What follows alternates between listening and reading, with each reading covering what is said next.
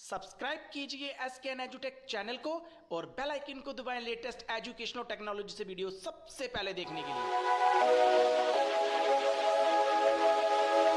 नमस्कार, आप सबका स्वागत है मेरे YouTube चैनल SKN एजुटेक पे। आज हम बात करेंगे एक बहुत ही बिग अपडेट जो स्टाफ सिलेक्शन कमीशन SSC के द्वारा आई है, जिसमें स्टेनोग्राफर ग्रेड C और ग्रेड D की पोस्ट निकाली गई हैं। क्या है ये सारा प्रोसेस, चलिए जान लेते हैं। क्या इसकी एलिजिबिलिटी होगी, कैसे हम इसके लिए अप्लाई कर सकते हैं, ये सारा प्रोसेस मैं आपको इस वीडियो में दिखाने वाला हूँ। तो सबसे पहले हमें किसी ब्राउजर को ओपन करके सबसे पहले हम SSC की ऑफिशियल वेबसाइट पे जाते हैं। तो आपने यहाँ पे ब्राउजर में टाइप करना है SSC, जैसे आप टाइप करेंगे .nic.in, जैसे आप टाइप करेंगे हमारे सामने SSC का जो ऑफिशियल पेज है वो ओपन हो जाएगा। आप देख सकते हैं हमारे सामने ऑफिशियल पेज ओपन हो चुका है। तो हम जल्दी से पहले आप यहाँ पे देख सकते हैं जो नोटिफिकेशन आई हुई है, जहाँ पे अक्टूबर 10 की जो नोटिफिकेशन है, notice of stenographer grade C and D examination 2020। इस नोटिफिकेशन में क्या क्या कहा गया है मैं आपको एक एक चीज़ इसमें पढ़ के बताऊँगा। आपने वीडियो में मैं इसका लिंक दे दूंगा, आप इस नोटिफिकेशन को वहाँ से भी डाउनलोड कर सकते हैं। और इसका ऑनलाइन हम इसके लिए अप्लाई कैसे कर सकते हैं इस जॉब के लिए, तो उसके लिए मैं आपको पहले थोड़ा बता देता हूँ। चलिए पहले हम इस नोटिफिकेशन को ही रीड कर लेते हैं। नोटिफिकेशन को डाउनलोड करने के लिए हमें इसके ऊपर क्लिक करना होगा। जैसे हम इसके ऊपर क्लिक करेंगे हमारे सामने जो नोटिफिकेशन है वो आ जाएगा। आप देख सकते हैं, मैं इसको थोड़ा सा बड़ा करके आपको दिखाता हूँ। आप जहाँ पे देख सकते हैं stenographer grade C and grade D examination 2020, आपने इसको अच्छे से पहले पढ़ लेना है अपना फॉर्म भरने से पहले। तो मैं भी आपको थोड़ा थोड़ा बता देता हूं कि इसमें क्या है जल्दी जल्दी से। Date for submission of online application जो कि 10/10/2020 से स्टार्ट हो गया है। कल से जो एग्जाम होना स्टार्ट हो गए हैं, जो कि 4 तारीख तक चलेंगे, नवंबर की 2020 तक। तो इसके बाद अगर हम वैकेंसीज की बात करें तो यहाँ पे बताया गया है कि जो वैकेंसीज हैं वो टाइम टू टाइम हम अपनी वेबसाइट पे अपलोड करते रहेंगे। तो वैकेंसीज अभी फिलहाल इस नोटिफिकेशन में नहीं दी गई हैं। इसके बाद जहाँ पे जो रिजर्वेशन है, वो जो लोग जैसे कि शेड्यूल कास्ट हैं, शेड्यूल ट्राइब हैं, या बैकवर्ड क्लासेस हैं, इकोनॉमिकली वीकर सेक्शन के हैं, उनको जो अकॉर्डिंग टू जो क्राइटेरिया होगा उनके तहत उनको जो रिजर्वेशन होगी वो दी जाएगी। इसमें स्पेशली फोकस जो किया गया है पर्सन विद डिसेबिलिटी, वो भी इसमें अप्लाई कर सकते हैं। तो इसमें आगे हम बात करेंगे जहाँ पे earlier the post of stenographer जो ग्रेड C के लिए था, उसके लिए कौन कौन अप्लाई कर सकता था। अगर किसी का एक हाथ नहीं है वो भी अप्लाई कर सकता था, किसी की एक टांग नहीं है वो भी अप्लाई कर सकता था। इसी तरह से इसमें कैटेगरीज यहाँ पे दी गई हैं कि कौन कौन सी कैटेगरी वाले इसमें अप्लाई कर सकते हैं। यहाँ पे पहले बताया गया है ब्लाइंडनेस एंड लो विजन, तो उसके लिए जो कैटेगरी रखी गई है वो BH है। जब आप अपनी रजिस्ट्रेशन करोगे, अगर आपको ये प्रॉब्लम होगी, अगर आप पर्सन विद डिसेबिलिटी हो,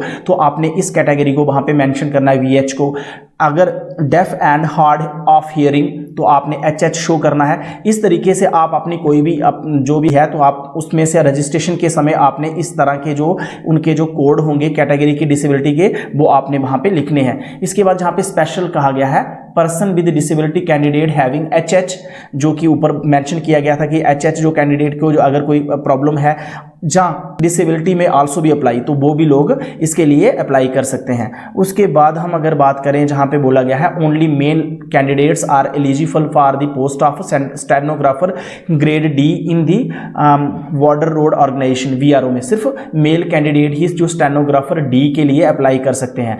इस नेशनलिटी की बात कही गई है, तो इसमें कौन कौन अप्लाई कर सकता है। इसमें एक कैंडिडेट मस्ट बी इधर, जहाँ तो वो सिटीजन होना चाहिए, हिंदुस्तान का नागरिक होना चाहिए, ए सब्जेक्ट ऑफ नेपाल, और उसके बाद बोला गया है ए सब्जेक्ट ऑफ भूटान और Tibetan refugee who came over to India before the 1 January 1962। अगर वो 1 जनवरी 1962 से हिंदुस्तान में वो रह रहा है, अगर वो तिब्बतियन रिफ्यूजी है वो भी अप्लाई कर सकता है। इस तरीके से जहाँ पे सभी कुछ बताया गया है कि आपने इसको ध्यान से पूरा पढ़ लेना है। अब हम बात करेंगे एज लिमिट की। तो इसमें एज लिमिट जो स्टेनोग्राफर ग्रेड C की एज लिमिट रखी गई है वो 18 to 13 ईयर। अगर आपकी एज 18 साल से 30 साल के बीच में है, तो आपकी जो डेट आपने जो निकालनी है वो आपने कब कैसे निकालनी है, 1 अगस्त 2020 को आपकी जो एज है वो 18 से लेके 30 साल के बीच में होनी चाहिए। जहाँ पे ये भी बताया गया है कैंडिडेट बॉर्न नॉट बिफोर, जो कैंडिडेट का जन्म 2 अगस्त 1990 से पीछे का नहीं होना चाहिए, और 1 अगस्त 2002 के बाद का भी नहीं होना चाहिए। तो उसके बीच में अगर आपका बर्थ है तो आप इस पोस्ट के लिए स्टेनोग्राफर ग्रेड सी के लिए अप्लाई कर सकते हो। अगर आप स्टेनोग्राफर ग्रेड डी के लिए अप्लाई करना चाहते हैं तो आपकी एज 18 से 27 साल के बीच में होनी चाहिए। बताया गया कि जो शेड्यूल कास्ट या शेड्यूल ट्राइब है उनके लिए 5 साल की एज रिलैक्सेशन है। अदर बैकवर्ड कैटेगरीज के लिए 3 इयर्स की है। पर्सन विद डिसेबिलिटी के लिए 10 इयर्स की है। इसी प्रकार अगर कोई पर्सन विद डिसेबल भी है और साथ में वो ओबीसी है तो उसके लिए 13 साल की है। इसी प्रकार अगर पर्सन विद डिसेबिलिटी है अगर वो और उसके साथ साथ वो एससी भी है या एसटी है तो उसके लिए 15 साल की एज रिलैक्सेशन है। इसी प्रकार एस सर्विसमैन के लिए 3 साल की जो एज रिलैक्सेशन दी गई है। इसी प्रकार आप जहाँ पे सारा कुछ देख सकते हो। अगर मैं ये पढ़ूंगा तो ये वीडियो बहुत लंबा हो जाएगा। इसी प्रकार नेशनल क्वालिफिकेशन जो है वो आपकी 1 अगस्त 2020 तक होनी चाहिए। वो क्या होनी चाहिए? Candidate must have passed, candidate minimum 12th पास होना चाहिए, जहाँ 12th के इक्विवेलेंट उसके पास कोई रिकॉग्नाइज्ड बोर्ड या यूनिवर्सिटी का सर्टिफिकेट होना चाहिए। तो इसका मतलब मिनिमम क्वालिफिकेशन 10+2 है। हायर आपकी जितनी भी है आप इसके लिए अप्लाई कर सकते हैं। लेकिन आपकी जो क्वालिफिकेशन है वो 1 अगस्त 2020 तक कंप्लीट होनी चाहिए। और उसके who have not acquired the essential qualification as on 1 August 2020 will not be eligible and need not to apply. ये भी बताया गया कि अगर किसी कैंडिडेट की 12th जो मिनिमम क्वालिफिकेशन रखी गई है अगर उसकी 1 अगस्त 2020 तक कंप्लीटेड नहीं है तो वो इस पोस्ट के लिए अप्लाई नहीं करे, क्योंकि उसका जो रजिस्ट्रेशन है वो कैंसिल कर दी जाएगी। अब आप इसके लिए अप्लाई कैसे कर सकते हो, ये सारा प्रोसेस मैं आगे आपको बताने वाला हूं, जहां पे बताया गया है applications are required to be submitted online mode. ssc.nic.in पे जाके आप अपना जो रजिस्ट्रेशन है उस प्रोसेस को कर सकते हैं। इसमें जो इंस्ट्रक्शंस हैं बिफोर ये हैं कि अपना ऑनलाइन फॉर्म भरने से पहले आपने इन चीज़ों को ध्यान में रखना है। In the online application form, candidate are required to upload the scanned color passport size photograph in JPEG format में होना चाहिए। और उसके साथ साथ उस फोटो का जो साइज होगा वो कितना होना चाहिए? 20 KB to 50 KB के बीच में होना चाहिए। पहली बात कही गई है। दूसरी बात इसमें ये कही गई है कि जो फोटो आप जो क्लिक करवाओगे वो 3 महीने से ज़्यादा पुराना नहीं होना चाहिए। और उसके साथ साथ जिस डेट को आप उस फोटोग्राफ को क्लिक करवाओगे उस फोटोग्राफ के ऊपर वो डेट भी मेंशन होनी चाहिए। तो यहाँ पे बताया गया है application without such date printed on the photograph will be rejected. तो आप जब फोटोग्राफ क्लिक करवाओगे उसके ऊपर आपको उसके नीचे आपने अपने चेस्ट के पास एक डेट को मेंशन करना होगा कि किस डेट को आपने उस फोटो को क्लिक करवाया है। अगर आपने विदाउट डेट अपना फोटो वहां पे अपलोड किया तो आपकी रिजेक्शन फिर भी हो जाएगी। इसके साथ साथ कहा गया है कि आपकी जो फोटो का जो साइज है वो क्या रहना चाहिए? 3.5 सेंटीमीटर उसकी विड्थ रहनी चाहिए, 4.5 सेंटीमीटर उसकी हाइट रहनी चाहिए फोटोग्राफ की। और उसके बाद भी एक चीज और कही गई है, the photograph should be without cap.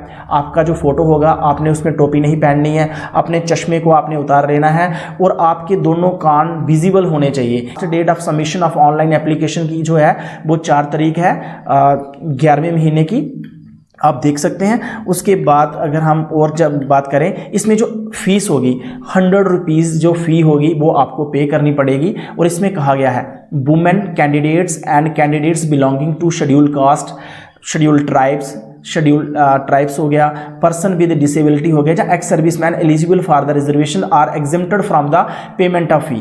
तो समझ लो अगर वुमेन्स इसके लिए अप्लाई कर रही हैं तो जहाँ की कोई कैंडिडेट शेड्यूल कास्ट है, शेड्यूल ट्राइब है, जहाँ उसकी कोई भी डिसेबिलिटी है तो उनको इस एप्लीकेशन फॉर्म को इस पोस्ट के लिए अप्लाई करने के लिए उसको कोई भी फ़ी पे नहीं करनी पड़ेगी। उनको उनके लिए जो फ़ी है वो एग्जेम्प्ट कर दी गई है, फीस माफ़ी है उनको। उसके बाद सी में कहा गया है, सी स्टेप में fee can be paid through BHIM UPI. तो आप जो फ़ी है वो किस मोड से पेमेंट कर सकते हैं? नेट बैंकिंग के थ्रू कर सकते हैं, अपने एटीएम कार्ड के थ्रू कर सकते हैं, क्रेडिट कार्ड के थ्रू कर सकते हैं, जहाँ की एसबीआई की ब्रांच से चालान के थ्रू भी अपनी पेमेंट आप 100 रुपीज़ की पे कर सकते हैं अगर आप 100 रुपीज़ फ़ी पे करने के लिए एलिजिबल हैं। अदरवाइज़ अगर आपकी एग्जेम्प्टेड है तो आपने ये कुछ नहीं करना है। तो उसके बाद बोला गया candidate who are not exempted from the fee must ensure that their fee has been deposit with SSC, क्योंकि जिन कैंडिडेट्स जो एलिजिबल नहीं है फ़ी एग्जेम्प्टेड के, उनकी जो फ़ी है वो एंश्योर करेंगे कि वो स्टाफ सिलेक्शन कमीशन के पास सबमिट हो जानी चाहिए, अदरवाइज उनका जो कैंडिडेचर है वो उसको रिजेक्ट कर दिया जाएगा। उसमें F स्टेप में कहा गया है fees once paid shall not be refunded under any circumstances. एक बार फ़ी पे हो जाएगी तो फिर आप उसके लिए उस रिफंड के लिए क्लेम नहीं कर सकते हैं, ना ही किसी और एग्ज़ाम के लिए उस फ़ी को क्या किया जाएगा, एडजस्ट नहीं किया जाएगा। अब एग्जामिनेशन सेंटर कहाँ कहाँ पे हैं, उनके सेंटर के क्या क्या कोड हैं, आपने ध्यान से जहाँ पे देख लेना है कि कहाँ कहाँ पे हम बिलोंग करते हैं। अब हम जम्मू कश्मीर में से बिलोंग करते हैं, तो अब हम जम्मू कश्मीर का मैं यहाँ पे बता देता हूँ, आपने इस नोटिफिकेशन में देख लेना। आप जहाँ पे देख सकते हैं, जहाँ पे नॉर्थ वेस्टर्न सब रीजन में यहाँ पे बोला गया है, जहाँ पे चंडीगढ़ है, हरियाणा, हिमाचल प्रदेश, जम्मू एंड कश्मीर, तो हमारे लिए जो कोड रहेगा, अगर आप जम्मू कश्मीर से बिलोंग करते हैं तो आप जम्मू में देना चाहते हैं तो आपका जो कोड होगा वो 1004 होगा। अगर आप सांबा से बिलोंग करते हैं तो 1010, श्रीनगर से बिलोंग करते हैं 1007, लेह से 1005, इसी प्रकार अमृतसर, आप कहीं से भी अपना जो इसके लिए अप्लाई कर सकते हैं, तो आपका सेंटर वहीं पे बनेगा, तो आपको सेंटर के कोड भी आपको इजीली यहाँ से मिल जाएंगे। उसके बाद जहाँ पे बोला गया कि जो आपका एग्जामिनेशन होगा वो किस प्रकार का होगा, जो एग्ज़ाम की डेट है वो भी जहाँ पे दे दी गई है 29 मार्च 2021 में जो होगा। इसमें जो पार्ट 1, पार्ट 2, पार्ट 3, इसमें इसी प्रकार जो क्वेश्चन जितने भी होंगे वो मल्टीपल टाइप के क्वेश्चन होंगे, सारे के सारे क्वेश्चन जो आपके होंगे ऑब्जेक्टिव टाइप होंगे। पेपर 2 लैंग्वेज में आएगा, इंग्लिश में भी आएगा, हिंदी में भी आएगा, आपको ऑप्ट कर लेना आप किस लैंग्वेज में कंफर्टेबली पेपर दे सकते हो। इसके साथ साथ नेगेटिव मार्किंग भी है 0.25, अगर आप रॉन्ग आंसर ऑप्ट करते हो तो आपको 0.25 जो है नेगेटिव मार्किंग भी आपको यहाँ से मिलेगी। तो इस प्रकार से आपने इस नोटिफिकेशन को पूरे तरीके से पढ़ लेना है। चलिए अब हम देखेंगे कि हम अपनी रजिस्ट्रेशन कैसे कर सकते हैं, कैसे ऑनलाइन इन पोस्ट के लिए अप्लाई करना है। तो सबसे पहले अगर आप फर्स्ट टाइम SSC का फॉर्म फिल कर रहे हो तो आपने सबसे पहले यहाँ पे देख लो, आपने यहाँ पे करना है रजिस्टर्ड नाउ पे क्लिक कर देना है।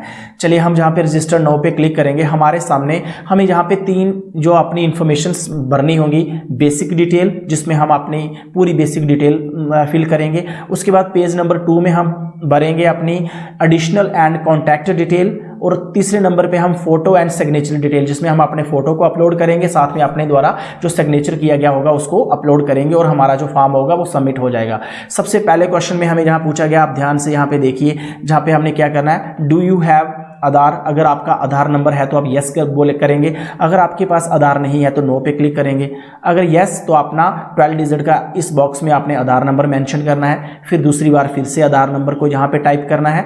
फिर आपने टाइप ऑफ आईडी, आपके पास कौन सी आईडी है, जहाँ पे क्लिक करेंगे आपके पास ड्राइविंग लाइसेंस है, एम्प्लॉय आईडी है, पैन कार्ड है, पासपोर्ट है, स्कूल या कॉलेज की कोई आईडी कार्ड है, या वोटर आईडी कार्ड है, किसी आईडी को आपने यहाँ से सिलेक्ट करना है। जिस आईडी को आप जहाँ से सिलेक्ट करेंगे उसका नंबर आपने यहाँ पे फिल करना है। जहाँ पे आपने अपना नेम को टाइप करना है, बट आपका नेम आपने वही टाइप करना है जो आपका 10th की मार्कशीट के ऊपर जो आपका नाम है, और जहाँ पे आपने फिर से नाम को टाइप करना है, वेरीफाई करना है। जहाँ पे आपसे पूछा जा रहा है have you ever change name, अगर पहले आपने कभी अपना नाम चेंज किया, अगर किया है तो यस, नहीं किया तो नो रहने देना है। अगर किया है तो जो नाम आपने चेंज किया है उसको आपने यहाँ पे मेंशन करना है। यहाँ पे आप अपने फादर का नाम लिखेंगे, फादर का नाम भी जो आपकी 10th की मार्कशीट पे होगा वही नाम आपने जहाँ पे लिखना है। जहाँ पे आप अपने फादर के नाम को वेरीफाई करेंगे, जहाँ पे मदर का नाम लिखेंगे जो कि 10th क्लास की मार्कशीट पे होगा, यहाँ पे मदर के नेम को वेरीफाई करेंगे। जहाँ पे आप अपनी डेट ऑफ बर्थ डालेंगे, क्लिक करेंगे, आपके सामने कैलेंडर आ जाएगा, अदरवाइज आप टाइप कर सकते हैं, पहले days/month/year टाइप करेंगे। उसके बाद फिर अपनी डेट ऑफ बर्थ को फिर से टाइप करना है। उसके बाद matriculation 10th class examination detail, आपका कौन सा बोर्ड है आपने सेलेक्ट कर लेना है, आपने कौन से बोर्ड से अपनी 10th को पास किया है, आपने अपना यहाँ से अपने बोर्ड को चूज़ कर लेना है। जहाँ से फिर से बोर्ड को चूज़ करके उसको वेरीफाई करना है। उसके बाद आपने अपना रोल नंबर, जहाँ पे 10th की जब आपने एग्जामिनेशन दिया तो आपका क्या रोल नंबर था वो आपने यहाँ पे फिल करना है। रोल नंबर फिल करने के बाद आपने रोल नंबर को वेरीफाई करना है। फिर आपने कौन से सेशन में, कौन से साल में आपने अपनी 10th पास की उसको सेलेक्ट करना है। फिर से वेरीफाई करना है उस ईयर को जिस साल आपने पास की। यहाँ से आप अपना जेंडर को सिलेक्ट करेंगे, मेल फीमेल, ट्रांसजेंडर, जहाँ पे आपने वेरीफाई करना है अपने जेंडर को। फिर आपने जहाँ पे देना है लेवल ऑफ एजुकेशन क्वालिफिकेशन, जहाँ पे सिलेक्ट करेंगे आपकी लेवल क्या है, आप 10th हो 12th हो, तो जिस भी कैटेगरी के लिए आप अप्लाई कर रहे हो तो वो वाली क्वालिफिकेशन आपने यहाँ पे सिलेक्ट करनी है। जहाँ पे आपने अपना 10 डिजिट का मोबाइल नंबर लिखना है, मोबाइल नंबर फिर से वेरीफाई करना है। यहाँ पे आपने वर्किंग ईमेल आईडी, जहाँ पे ईमेल आईडी को आपने वेरीफाई करना है, और उसके बाद जहाँ पे आपने अपनी ड्रॉप डाउन पे क्लिक करके अपनी स्टेट या यूटी को सिलेक्ट करना है। करने के बाद फिर से आपने अच्छे तरीके से इस पूरे फॉर्म को देख लेना है जो आपने फिल किया है। अगर सब कुछ सही है तो आपने सेव पे क्लिक कर देना है, आपका ये वाला पेज सेव हो जाएगा। सेव होने के बाद आपके सामने फिर दूसरा पेज ओपन हो जाएगा, जहां पे आपने अपने घर का एड्रेस मेंशन करना है और थोड़ी और एडिशनल डिटेल होगी। वो डिटेल फिल करने के बाद आपने लास्ट स्टेप में अपना फ़ोटो जो आपने अपने मोबाइल जहाँ अपने लैपटॉप में रखा होगा वो वहाँ पे अपलोड करना है, साथ में सिग्नेचर अपलोड करने हैं। और उसके बाद फिर आ जाएगा पेमेंट का मेथड। आपने किसी एक मेथड को ऑप्ट कर लेना है, आपने 100 रुपीज़ की फ़ी को पे करना है। अगर आपकी कोई कैटेगरी है तो आपके लिए पेमेंट मेथड नहीं आएगा, आपकी जो एग्जामिनेशन फॉर्म होगा वो सक्सेसफुली सबमिटेड हो जाएगा। अदरवाइज अगर आप एप्लीकेबल हो फ़ी के लिए, आपकी कोई कैटेगरी नहीं है, तो आपको 100 रुपये की पेमेंट करनी है। आप नेट बैंकिंग के थ्रू कर सकते हैं, अपने क्रेडिट कार्ड, डेबिट कार्ड, कोई भी मोड वहाँ पे ऑप्ट करके अपने फॉर्म को सक्सेसफुली सबमिट कर सकते हैं। अगर आपको कोई भी परेशानी इसमें आती है आप मुझे कमेंट बॉक्स में बताएं, मैं आपकी ज़रूर इसके ऊपर हेल्प करूँगा। आई होप आपके लिए वीडियो काफ़ी हेल्पफुल रहा होगा। अगर आपको मेरे वीडियो अच्छे लग रहे हैं और आप मेरे चैनल पे फर्स्ट टाइम हो तो मेरे चैनल को सब्सक्राइब कर लें, मेरे वीडियो को लाइक कीजिए, शेयर कीजिए, ताकि मैं आपके लिए इसी प्रकार अच्छे और इन्फॉर्मेटिव वीडियो इन फ्यूचर भी बनाता रहूँ। Thank you for watching.